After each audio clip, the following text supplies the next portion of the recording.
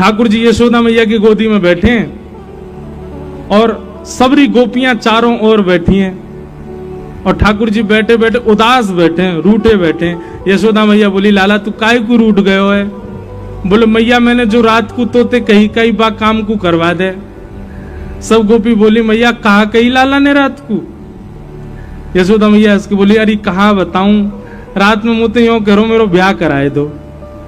मैया अब मैं बूढ़ा है तो जा रहा हूं, मेरो ब्याह करा दो। 3.5 बरस को भयो अभी और यूं करो मैया अब का मेरो ब्याह तू बुढ़ापे में करावेगी, अब तो मेरो उम्र हैगी, मेरो ब्याह करा दे। ऐसी ऐसी बात तन्ने बनावे। सो एक गोपी बोली, अच्छा लाला ब्याह करेगो? बोले हाँ करूंगो। कैसी छोरी ते करेगो? बोली मैं ढूंढ के अपने आप करूंगो, जैसी मुंह को भावेगी बात करूंगो।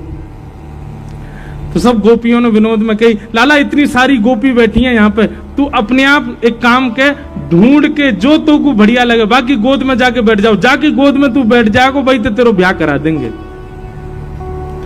लाला बोलो सांची? बोला हाँ सांची। सो ठाकुर जी यशोदा मैया की गोद पे उठ गए, गोपीन के घूंघट उठामे, मैया जे तो बूढ़ी है गई जाते ना कर रो। दूसरी गोपी के पास गए, मैया जे तो कानी है या कि तो आंख ही ना है। अच्छा है नहीं, जबरदस्ती ठाकुर जी बोल रहे हैं। तीसरी गोपी को मुंह उठा के, मैया जे तो तेज लगे मुंह को तो घर से निकाल देगी या तो ब्याह ना कर रहा हूं मैं। ऐसी सब गोपीन के आगे घूम रहे।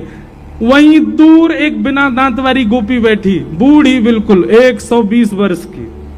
वो मंद मंद मुस्कुरा रही और मन में सोच रही, बोले लाला तो सबरी युवा युवा गोपीन के पास जाएगो, अब मैं कहा करूं, मैं तो इतनी वृद्ध है गई, मैं तो उबा पंक्ति में ना बैठ सकूं जहां लाला घूंघट उठा रहा है। लेकिन मनी मन खुश है रही है लाला की लीला देख करके, नेत्रन से आंसू निकल रहे हैं और बीच बीच में अपने आंसू पहुंच रही है, एक भी दांत नहीं है वाक्य। लाला सब गोपीन के घूंघट उठा उठा के देख रहा और सोई ठाकुर जी की दृष्टि पड़ी, वो बूढ़ी बिना दांत वाली गोपी बैठी का है। ठाकुर जी बोले, मैया तेरी बहू मिल गई, और दौड़ के गए और बिना दांत वाली वह गोपी की गोद में बैठ गए। मैया मैं तो यही तो ब्याह करूंगा। मैया बोली, लाला जाके तो एक दांत ना है, जाते काय ब्याह करेगो?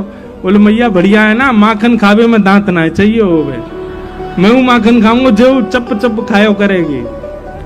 और वह गोपी से ऐसे अंक भर गए, गोपी वह वृद्धा गोपी को इतना सुख प्रदान कियो, सब युवा गोपी देखती रह गई और ठाकुर जी वह को सुख दे रहे। वास्तविकता क्या थी? यशोदा मैया अपनी गोद में लेके ठाकुर जी को बैठी और तब से ही वो मैया यशोदा मैया को निहार रही है और कह रही है, भाग्य की कही ना जाए यशोदा, तेरो कैसो भाग्य, लाला तेरी गोद में बैठे, लाला तेरी कही सुने, लाला तेरो दुग्ध पान करे, लाला को तू जैसो सजा दे वैसो सज जाए। ये सौभाग्य या जन्म में मुंह को तो नहीं मिलेगा। वो मन में विचार कर रही, इतने में ठाकुर जी ने लीला कर दी। बोले मुंह को बहू चाहिए। इतनी सुंदर सुंदर गोपी बैठी है, ऐसी सुंदर सुंदर, वो 100 वर्ष की मैया, बाकी एक भी दांत नहीं, बाकी गोद में बैठ गए, जे मेरी बहू है। और वही के संग रहने लगे, वह जान नहीं दे, बोले तू मेरी बहू है, अब यहीं रह मेरे संग। अरे लाला मेरे तो दांत ना है। ठाकुर जी बोले मेरे कौन से आए, 2 ही है मेरे भी। अब ठाकुर जी जब भी निकलते हैं गोकुल में, सबसे पहले वही मैया के घर जामे और घर जाके वह गेट खटा, ए भाऊ जल्दी बाहर आ, पाम छू मेरे, तेरो खसम आयो, पाम छू ले। और बूढ़ी मैया तो पाम छुपा के तब जामे ठाकुर जी आगे। ऐसी लाल जी की मधुर लीला, सब पर कृपा कर रहे हैं।